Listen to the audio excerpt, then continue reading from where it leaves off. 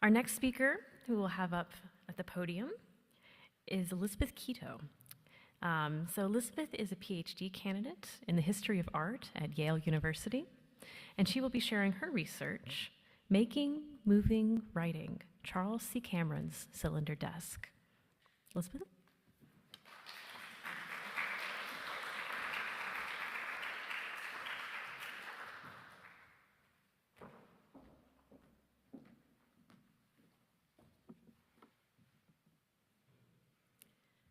Thank you for the kind introduction, Leah, and thank you all for being here today in person or virtually. Since the 16th century, furniture has been defined as the movable articles within a space, in opposition to architecture fixed in place around it. Most European languages other than English encode mobility in the etymology of the term itself. But in museums, of course, we view furniture as static.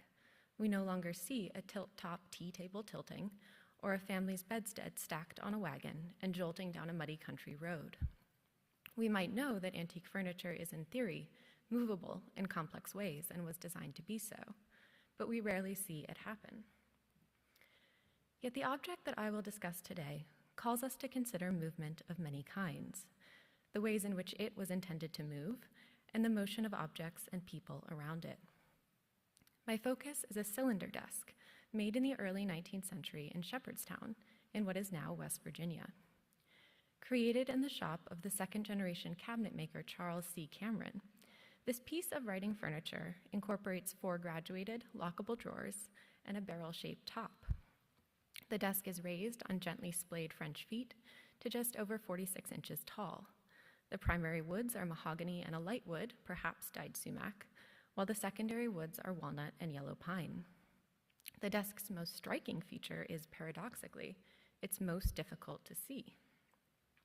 A tambour hidden in the interior, which connects the cylinder top with the back of the topmost drawer. When this drawer is pulled out, it retracts the top, disclosing pigeonholes, interior drawers, a prospect door, and a writing surface at which the user would stand. The topmost drawer also conceals one further secret. The writing surface folds up to reveal an inscription in a neat copperplate hand, made by Charles C. Cameron & Co., No. 2. So the desk contains these clever movable parts, but it also evokes mobility beyond its internal mechanism. The cylinder desk form originated at the 18th century French court. So how and why, we might ask, did the design and desire for such an object make its way from Versailles to inland Virginia? Turning to the desk's maker, we will see that although Charles C. Cameron crossed shorter distances, his life is a mobile one, and its mobility reflects larger transformations in craft, commerce, and industry in early America. Finally, we might consider the desk's reception and use. Though provenance does not identify the desk's original owner, most Shepherdstown cabinet makers worked for local buyers. And so this luxuriant, lockable piece of furniture, designed for the act of writing, both vaunted and controlled access to literacy and the circulation of texts in early 19th century Virginia, likely in a household or space of business that included enslaved people. Even as this desk is literally inscribed with its maker's name, it is also an object that scripted certain actions, writing, but also concealment and display, access and withholding, which were intimately woven into the choreography of social life and the stagecraft of power in the antebellum Southern household. Tracing the cylinder desk to its origin takes us far from the Shenandoah Valley. Like many kinds of highly specialized, functionally complex, and formally sophisticated furniture in this period, this form originates in the French court of the 17th and 18th centuries. What is believed to be the very first cylinder desk was created at Versailles for Louis XV. French cabinet maker André Jacob Roubaud's 1771 treatise, The Carpenter's Art, includes illustrations of both the barrel-shaped top, created by bending a sheet of wood or by interlocking pieces, and a rolling tambour mechanism, fashioned by gluing strips of wood to a linen backing. Lowering the cylinder top over the writing surface and interior drawers provided the user with an easy and elegant way to conceal and secure important papers. Such extravagantly multifunctional pieces of furniture provided aesthetic delight, but they also enforced hierarchies of access, knowledge, and taste. Only some had the keys to unlock the diminutive drawers, the knowledge of how to operate the delicate machinery of secret compartments, and the taste to appreciate a writing table exquisitely surfaced with marquetry of tropical woods or inset with porcelain. Such objects beguiled elite consumers on both sides of the Atlantic in the late 18th century, their dissemination sped by the new availability of pattern books, in which furniture designs were reproduced and circulated in Boston, Philadelphia, Baltimore, and Charleston. Among the more influential of these was the English furniture maker Thomas Sheridan's Cabinet Maker and Upholsterer's Drawing Book, published in the early 1790s, which included a cylinder desk. Though these desks seem to have been relatively rare in 18th and early 19th century American furniture, some examples do survive. Baltimore cabinet makers John Bankston and Richard Lawson, for instance, produced a graceful neoclassical cylinder desk veneered with mahogany between 1785 and 1793. The tambour mechanism, too, though I have not been able to find one deployed precisely as in the Cameron desk, was used by American cabinet makers of the period, notable examples being the tambour writing tables made by John and Thomas Seymour in Boston. So this briefly sketched genealogy answers some questions about Cameron's object, but it raises others. An ingeniously constructed, elegantly appointed cylinder desk might seem perfectly at home in Versailles, or even a well-connected and wealthy port city like Baltimore. But what does it mean when encountered in inland Virginia? And how did a backcountry cabinet maker like Charles Cameron develop the skills and style to create it? The archive tells us relatively little about Charles C. Cameron. Several scholars suggest that Charles's father, Daniel Cameron, was born around 1750 in Scotland and emigrated to what would become Jefferson County, Virginia, sometime before 1787, when his name appears on a deed for a small plot of land in Shepherdstown, which we had the opportunity to visit on our study trip. Daniel Cameron would have been among many Scottish cabinet makers who arrived in North America in the latter half of the 18th century, and among many Scottish and Scots-Irish immigrants to the Shenandoah Valley. The market town in which he chose to settle sat above one of the fords on the Potomac, across which settlers southbound from Pennsylvania passed on the wagon road through the valley. The farms and plantations which patchworked the countryside grew wheat and other grains, often with the labor of enslaved people. The problematic term backcountry implies rural isolation, but Shepherdstown was really on the western shore of the Atlantic world, with all the connections to trade and empire that such a designation would imply. Merchants in Shepherdstown, Martinsburg, and other Western Virginia market towns advertised goods purchased in Philadelphia, Baltimore, or even England. Indian printed cottons and Irish linens, Staffordshire queensware, and Caribbean sugar. Based on a local merchant's account book and the county will records, historians conjecture that Daniel Cameron was a carpenter, cabinet maker, and coffin maker to the community. Census records suggest that Daniel's son, Charles C. Cameron, the maker of our cylinder desk, was born in 1788 or 1789. Charles likely learned his trade from his father, perhaps as his apprentice. Charles's earliest signed piece of furniture, to which I will return in a moment, is dated 1808, when he would have been 19 or 20 years old. Although some scholars suggest, given the sophistication of his work, that Charles must have trained in a coastal city like Baltimore, his techniques are not entirely consistent with training in a large urban shop, in which efficiency and uniformity would have been highly valued. On the Mesda desk, for instance, the drawer bottoms have been carved in neat channels to fit into the sides, rather than beveled, as would have been quicker to do. Nor does it seem likely that Charles's father would have sent him to be apprenticed elsewhere, when Charles's labor could have been useful in the family shop. Regardless, by 1816, Charles C. Cameron seems to have been operating on his own, for he appears for the first time that year as a head of household in property tax records. So these archives give us information on Charles Cameron as a historical individual, but who was he as a cabinet maker? 3 surviving pieces are currently attributed to him, in addition to the Mesda desk: a chest of drawers at Winterthur, a secretary and bookcase at Colonial Williamsburg, and a chest of drawers in a private collection, of which a photograph exists in the Winterthur Decorative Arts photographic collection. Like the Mesda desk, the privately owned chest of drawers is signed, although as you can see, the existing photograph of the signature is sadly less than clear. Ron Hurst and Jonathan Prown argue that the Cameron group is linked by similar decorative programs of bold crossbanding and figured veneers in a restrained neoclassical idiom. Closely related skirts, thick drawer blades, the rear edges of the drawer bottoms secured with nails and gouged out holes, and flared French feet also appear on each of the pieces. But other aspects of interior construction, the density of dovetails on the outer drawers, the appearance of scribe marks, the dovetailing of the interior drawers, and the method of joining the drawer bottoms to the sides are not particularly consistent between the three examples in public collections.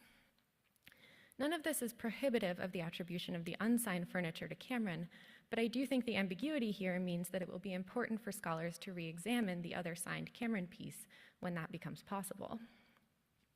For now, I think we can say that these variations in construction methods between the attributed pieces present interpretive possibilities. Are we looking at the creations of a single craftsman whose methods and ideas changed over time? Are we seeing the works of various Shepherdstown area cabinet makers, all responding to similar styles diffusing through the Inland South in this period? Alexandra Kirtley, for instance, attributes a similar chest of drawers at the Philadelphia Museum of Art with French feet, mahogany veneers, and sumac crossbanding to a Shepherdstown maker. She suggests that given discrepancies in construction methods, it is most likely not by Cameron, but some other local cabinet maker now unknown. Or perhaps are we looking at the many hands at work in a shop or partnership, the plural authorship implied in Charles C. Cameron and Co. The and Co signature is particularly interesting, as it is unusual for cabinet makers in this period to sign their works in the name of a company rather than an individual artisan. The label used by Cameron's Shepherdstown competitor, James Shepherd, for instance, includes only his own name, though he had other people working in his shop. Regardless of how unreservedly or uncomplicatedly we can attribute these pieces to Charles Cameron, we can fix their latest possible date. The 1820 census records Cameron 12 miles down the Potomac River from Shepherdstown, in Harper's Ferry, but the short distance he traveled belies the significance of this transition. No longer a cabinet maker, Charles was now employed as a machinist. The employments of his neighbors, lock filer, musket finisher, rifle finisher, musket stalker, and master armorer, indicate what kind of machines Cameron serviced. Though Harper's Ferry had been the site of a small federal arsenal since the late 18th century, in 1819, John H. Hall, inventor of the breech-loading rifle and pioneer in the manufacturing of interchangeable parts, established Hall's Rifle Works on the south side of town. We might imagine that for Cameron, trained by his father in the use of hand tools, in techniques and aesthetics rooted in the 18th century, Hall's bustling works equipped with heavy machines and cast iron frames and spindles turning at 3,000 revolutions per minute looked like the future arriving on his very doorstep, where modernity was calling him to work with the sound of the factory bell. Indeed, one historian has called Hall's breech mechanism, quote, the most difficult precision manufacturing task attempted in the United States before the mid-19th century, end quote. Cameron's success in keeping the all-important metal cutting machines running would have been integral to the operation, and he appears to have been well respected and successful. In 1822, for instance, the Harper's Ferry Free Press reported his nomination by the superintendent of the armory to advise on civic works and public health measures in the town. Throughout Charles's life, he seems to have continued the inventive tinkering that both fitted him for a machinist and makes this cylinder desk so intriguing. In 1850, for instance, he patented a sash stopper, a window dressing device. Cameron lived in Harper's Ferry until 1860, when the outbreak of the Civil War caused his family, including two sons who had followed him into the armory, to leave for the federal arsenal at Springfield, Massachusetts. A descendant who later visited Cameron's relatives reported that the family were all, quote, earnest Union people, end quote. While much of Western Virginia moved closer in sympathy and economic ties to the plantations of the Tidewater during the 19th century, Harper's Ferry was a factory town with a diverse workforce and vital links to the national state. Cameron died in Springfield in October 1865, having just outlived the war. His widow and sons settled in Washington, D.C., and never returned to West Virginia. There might seem to be a considerable difference between the desks and chests of drawers with which Cameron began his career and the rifles and machines with which he ended it, between the comfortable accoutrement of domestic life and the weapons of bloody warfare. Yet in the case of the cylinder desk, I want to argue that these categories are not as far apart as they might seem. From a certain angle, the desk is physically machine-like, with its interconnected mechanism, rotational motion, and precisely calibrated parts. Yet the desk also served as a machine and weapon in a more abstract sense, a machine for the production of elite identity in the antebellum South, and a weapon in the constant struggle for control of information, literacy, and the written word that was waged in a slaveholding society. I will close this talk by considering the reception and use of the desk, speculating on its social history and the ways in which it moved through its world. Without a clear provenance, what can we know about this desk's first owner? It seems reasonable to assume that the owner was literate and engaged in correspondence, account keeping, or other kinds of writing and filing that would make this object useful. A list of prices agreed upon by cabinet makers in neighboring Shenandoah County in 1816 notes that cylinder desks were the second most expensive items of furniture available, fetching between $45 and $100. Recall the inclusion of number 2 in Cameron's signature, which suggests that the desk may have been the second item in a multi-part commission. This one very expensive desk may have been part of a yet more substantial purchase of furniture. In addition to being literate and wealthy, I would guess that the purchaser was attuned to styles circulating in the Atlantic world, for as we have seen, the form of the desk owes more to European fashion than to local vernacular. Who in this part of Virginia would have had such a combination of resources, activities, and tastes? I think we should probably look for the desk's first owner among the planters and merchants who lived in the grander brick and stone houses of Jefferson County, many built or refurbished during the late 18th and early 19th centuries, as the flour trade poured money into the valley. For such a person, this desk would have been not only a practical apparatus, but also a potent symbol of self, for we can see the critical importance of reading and writing in many early American portraits commissioned by merchants and planters. Charles Wilson Peale's portrait of Robert Gilmore Sr. of 1788 shows the Baltimore merchant seated at his table, while the compositional rhymes between his quill and the masts of ships in harbor, white paper and white sails, suggest the massive vessels set in motion by the motions of his pen. Ralph Earl's portrait of the Connecticut shopkeeper Elijah Boardman shows him with quills at the ready and paper in hand, his neat rows of ledger books echoed in the stacked bolts of colorful cloth for sale. Planter families, too, constructed themselves through the written word, as we see in these Charles Peale Polk portraits of the Heights, a Shenandoah Valley family who enslaved an estimated 276 people on their wheat-growing plantation called Belle Grove. Isaac Height proclaims his political leanings and metropolitan connections with his hand on a Philadelphia newspaper, while agricultural books testify to the managerial expertise he applied to his extensive landholdings. Height's wife Eleanor and son James peruse an instructional book on gentlemanly conduct. Of course, despite the messages conveyed by these images, enslaved people actually farmed the Height lands, their labor enabling this life of genteel self-cultivation. Returning to our object, I would argue that the Cameron desk is an apt vehicle for communicating identity in ways not unlike these portraits. Its closed and polished surface of expensive mahogany is perfectly representative of the polished, discreet, and prosperous exterior that a merchant or planter might hope to project to his neighbors.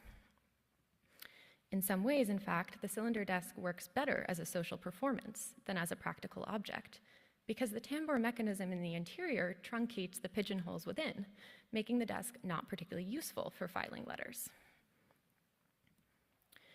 If Cameron's desk were destined for a wealthy planter or merchant in the Shenandoah Valley, it would have been encountered not only by its purchaser, but in all likelihood by enslaved members of their household.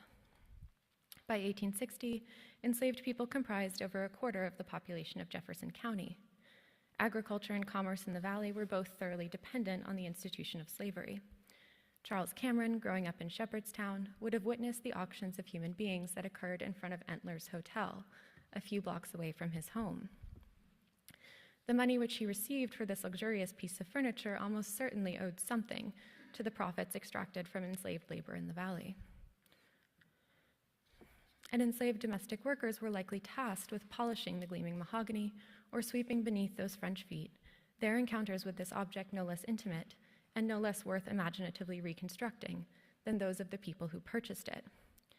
We need to read against the grain of the object, to set aside the attentions and perspective of the people for whom it was ostensibly made. Because this desk is a piece of furniture designed to serve a literate person, its use is intimately linked to questions of race, enslavement, and power in the 19th century American South. Literacy among the enslaved in Virginia, as elsewhere, was policed, if not formally outlawed, and so we can surmise how the desk might have appeared to the enslaved people who encountered it, its hidden mechanisms and inaccessible interior spaces mirroring the impenetrability and inaccessibility of written texts to those denied the opportunity of learning to read them. The desk of a merchant or planter may also have contained the deeds, bills, contracts, and receipts that were the documentary architecture of the legal treatment of humans as property. Printing technologies, too, were weaponized. Nearly every issue of local newspapers like the Farmers' Repository and Martinsburg Gazette, published in the 1810s and 1820s, carried advertisements related to the buying, selling, and control of enslaved people. Yet these newspapers also record instances in which enslaved men and women were able to turn writing into a weapon in their own defense. Many of the advertisements seeking the capture of self-emancipating people not only describe their appearance and clothing, but also note that the fugitives were carrying a forged pass. A document giving an enslaver's permission to travel would be an advantage in seeking freedom. And forging one required access to writing materials, to the physical stuff of paper and ink that might have been kept locked in a desk like this. In its small way, then, this desk may have been contested in struggles for and against freedom. Perhaps one day someone opened the desk who was never meant to do so and took what they needed. The desk is a record of its maker and a tool of self-making, a mechanical object and a social mechanism, an instrument of control and an opportunity for insurgency. To see it whole requires us as historians to move, to change the place from which we see it, to look and look again. To conclude, I would only like to thank the many scholars who have provided tremendously generous research support and guidance. I'd like to thank Professor Ned Cook at Yale, who has inspired my interest in material culture and encouraged me to apply to MESDA. And lastly, I would like to thank Daniel Ackerman, Leah Lane, Melissa Bertram, and Torrin Gatson for welcoming us to MESDA for this inspiring month of learning, travel, and collaborative inquiry. And my fellow Summer Institute students, learning alongside you and from you has been a true joy.